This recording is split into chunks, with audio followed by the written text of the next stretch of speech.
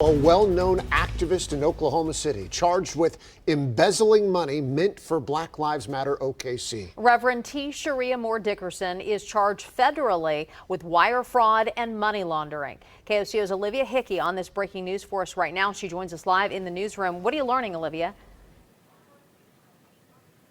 Yeah, guys, this is just coming into our newsroom. The Department of Justice claims Dickerson deposited over $3 million and returned bail checks into her personal account from the Black Lives Matter Oklahoma City's account from June 2020 till at least October of this year.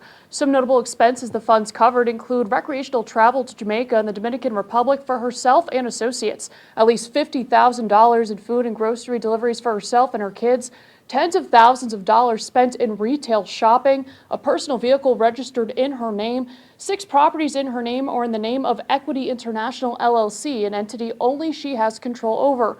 Although, according to the indictment, she claims the church property she purchased back in 2021 was intended to be used as a BLM OKC community center.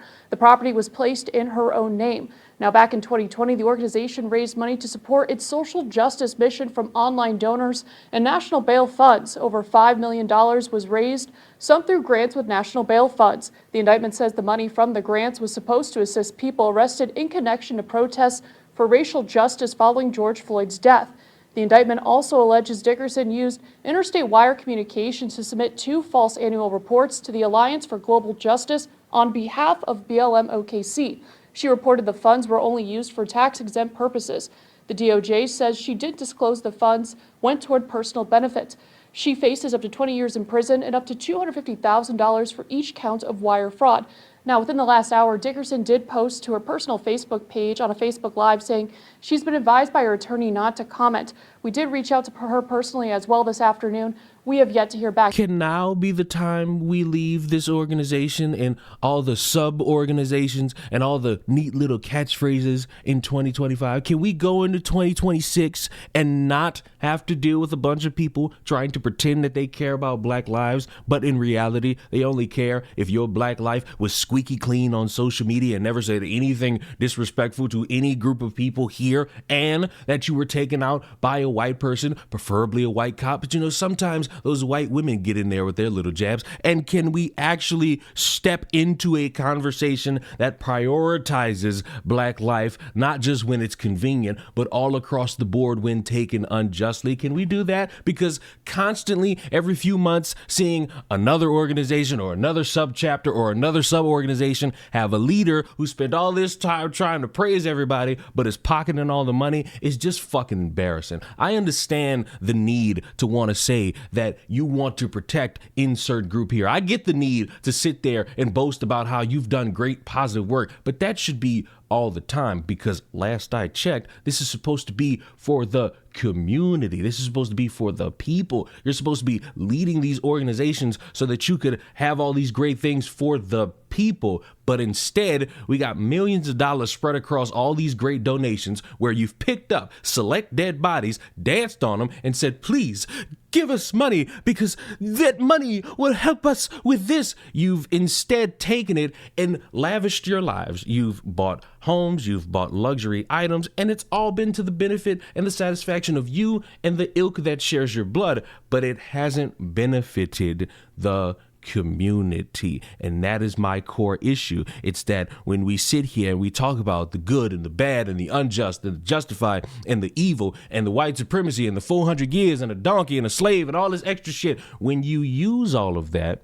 to select when it's time for you to care, you don't actually care, but you're putting on a great performance. You put on the show to let people know, hey, I'm here and I'm saying that I'm just like you. I'm Black, I'm disenfranchised, I can't do anything. And I want to lead the future to the promised land and making sure that we live in a world where we are judging people off the content of character and not the color of their skin. Something that was probably the worst thing MLK could have said, because even he couldn't predict how fucking judgmental we would all end up being in 2025. And you know, I understand the need to hear what I'm saying and just dismiss it and say that I'm trying to jerk off some mystical white man because I ain't got nothing else better to do. But please, for the love of fuck, can somebody explain to me how it's convenient that it seems like every few months we got a new story about somebody leading an organization and taking all the money? Because I would think you would be mad about that instead of being mad at the guy calling it out. You should be more mad at somebody who's using bodies to make money and trying to lie to you and saying they're going to better the community when all they're doing is enriching themselves. You should be mad about that. You should be mad at the amount of black bodies on the ground every single night and day that don't get mainstream attraction, don't get mainstream coverage, don't get the attention that you think they deserve because it don't fit that little baseline narrative of black people are always hunted down by cops, or black people can't socialize or do anything without the fear of the white man coming in and ruining their life. The white man who probably will look less off than that black person at least 50% of the time is somehow holding all this significant weight over that one black person in that moment. You should be mad about that. But the reason you're not is because you feel comfortable in shouting out a catchphrase that don't really hold any fucking weight. Because on the grander scale, you'll see atrocities occur, but they'll only gain that traction off of narrative alone. Because when it's skin color among skin color, I know that that's a thing motherfuckers claim it doesn't fucking exist, but it does. And I'm sorry to break it to you that it does. But when you have that same juncture of life being taken unjustly and it shouldn't have been, oh my God, I don't see the same level of support, outrage, and calls for justice. And I tried to figure it out for the longest of time. I spent all these years trying to figure it out, and I'm done with it. I'm just going to start saying, y'all don't really give a fuck about black people or black bodies. You give a fuck about preaching about how much you despise white people. And I would argue you have the free speech and will to do that. Stop picking up dead bodies in order to make money while doing it.